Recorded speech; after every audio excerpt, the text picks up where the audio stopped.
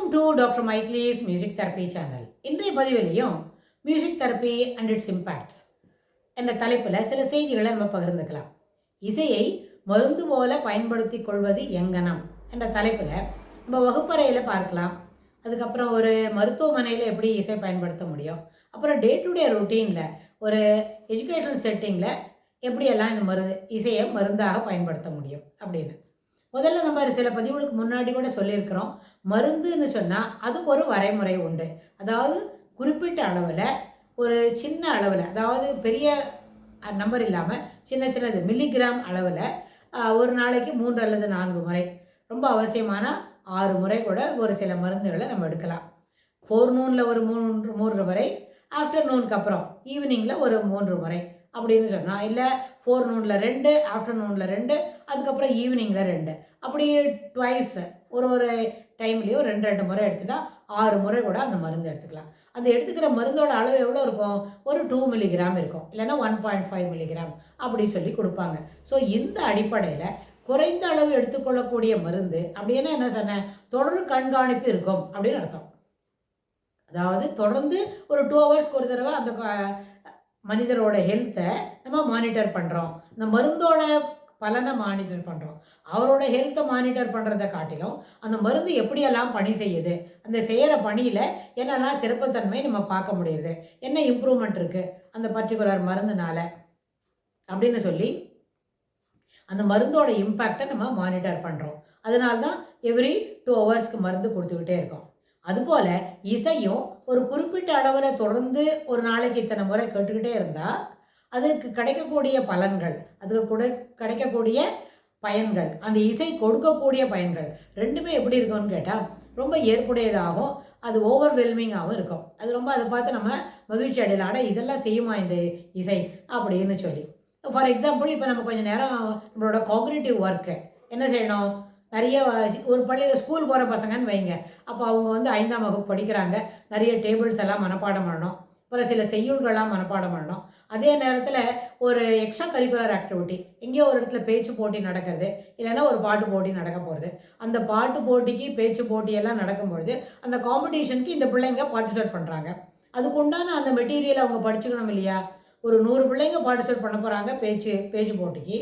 அதில் இவங்களும் one of the ஒரு பார்ட்டிசிபெண்ட்ஸு. அப்போ அவங்க என்ன செய்யணும், நிச்சயமாக நல்லபடியாக பேசணும். அந்த 100 பேர்லேயும் சிறப்பாக பேசினா தான் முதல் பரிசு கிடைக்கும். இல்லைன்னா ஒரு ஏஜ் குரூப் வழியாக பேசுகிறாங்க அப்படின்னா கூட இந்த 8லேருந்து 10 வயசுக்குள்ள, 11லேருந்து 13 வயசுக்குள்ள, 13லேருந்து 16 வயசுக்குள்ள அப்படி ஒரு ஏஜ் குரூப் வச்சுருப்பாங்க. அப்படின்னா அந்த ஏஜ் குரூப்பில் வந்திருக்கிற பிள்ளைங்களுக்கு முன்னாடி நம்ம சிறப்பாக பேசணும். நம்மளுடைய பேச்சோட கண்டென்ட் ஆஃப் தி டாக் அதுவும் நல்லா இருக்கணும், அதையும் சிறப்பாக பேசணும். அப்புறம் எல்லாத்தையும் ஒரே வழியாக ஒரு வகுப்பறையில் ஆசிரியர் பாடம் சொல்லி கொடுத்துச்சே நம்ம விருப்பம் இல்லாத படிக்கிறோமே, அதுபோல் இல்லை. நல்லா விருப்பப்பட்டு செய்திகளை உள்வாங்கிக்கிட்டு அதனோட பொருள் என்ன தெரிஞ்சு அது மேலே படிக்கணும், அது மேலே அதை சொல்ல துவங்கணும், ரெண்டுமே இருக்கணும். அந்த மாதிரி யோசனை பண்ணுது. அதுக்கு சிறப்பாக படிச்சுக்கணும்ல. அது படிச்சுக்கிறதுக்கு முன்னாடி அதுக்கு ப்ரியர் டு தட் என்ன செய்யலாம், கொஞ்சம் நேரம் இது போல் இசை அவங்களுக்கு மனதோட ஒருமுகப்படுத்த வேண்டும் முதல்ல.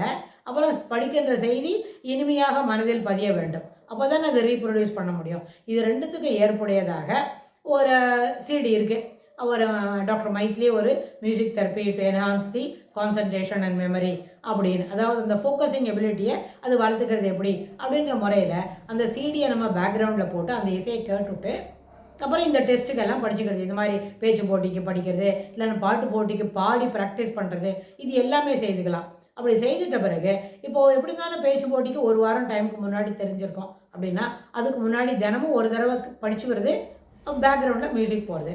அப்புறம் இப்போ சாயந்தரம் படிக்கும்போது கொஞ்சம் பேக்ரவுண்டில் போகிறது, கொஞ்சம் நேரம் படிக்கிறது. இப்படி தொடர்ந்து படிச்சுட்டு இருந்தால் ஒரு 2 அல்லது 3 நாளைக்குள்ளேயே படிக்கிற மெட்டீரியல் இருக்கே அதனோட பொருளும் நல்லபடியாக புரிஞ்சு நம்மளால் அதை பார்க்காம சொல்ல முடியும். பேச்சு போட்டிக்கு எழுதி வச்சதை படிக்கலாமா? அது அப்படின்னா அது போட்டியாது இல்லை. அதே மாதிரி பாட்டு போட்டி இருக்குது, பாட போகிறோம், பாடணுன்னா புத்தகத்தை பார்த்து வச்சுன்னு பாடலாமா? நல்லா பாடணும், அதுதானே முக்கியம். ஸோ அந்த அடிப்படையில் நம்ம என்ன செய்யலாம்னு கேட்டால் இதெல்லாம் அந்த செய்திகளை மனத்தில் வாங்கிக்கணும், மனதில் இருத்திக்கணும். Mind set out to be ready to நீங்கள் அதில் பாடுறதுக்கோ பேசுறதுக்கோ உங்களை தயார் பண்ணிக்கணும். அப்படின்னா இந்த இசையை ஒரு தடவை கேட்டுவிட்டு அந்த போட்டிகளுக்கு தயார் பண்ணும்பொழுது அந்த செய்தி எப்படி இருக்கும், மனசில் சிறப்பாக பதிஞ்சிடும். அது சரியான அளவில் தவறு இல்லாமையும் பிசகு இல்லாமையும் அதை நம்ம என்ன பண்ண முடியும், வெளிக்கொணர முடியும். அதனால் என்ன ஆச்சு, இசை இங்கு மருந்து போல பயன்படுத்துறது, அதே சமயத்தில் ஒரு நல்ல மோட்டிவேஷ்னல் ஃபேக்டர் அப்படின்னு இருக்குது. அதே சமயத்தில் இது ஒரு காக்னிட்டிவ் எபிலிட்டிஸ் தானே, இது மனப்பாடம் பண்ணி சொல்கிறதுன்றது என்ன, is related to our brain and behaviour. So அந்த நேரத்தில் இந்த பிரெயின் அண்ட் பிஹேவியர் என்ற அந்த பாட்டிலையும் இந்த இசை நல்ல ஒரு ஊக்கியாக உறுதுணையாக அமையும். இதை நம்ம எப்படி பயன்படுத்துறதுன்றதை அடுத்த பதிவில் பார்க்கலாம். தேங்க்ஸ் ஃபார் வாட்சிங்.